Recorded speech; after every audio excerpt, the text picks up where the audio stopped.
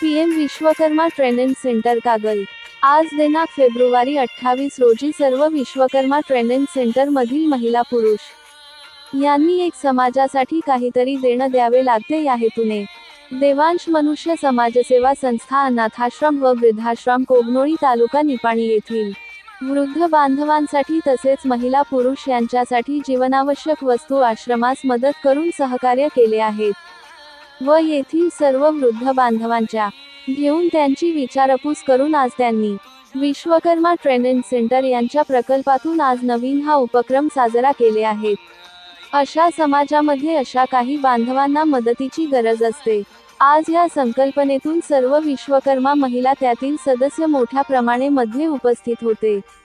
आश्रम येथे चालणाऱ्या दिन क्रमांकाची माहिती देऊन संस्थापक अमर पवार यांनी माहिती दिली। तसेच आभार संचालिका शुभांगी पोवार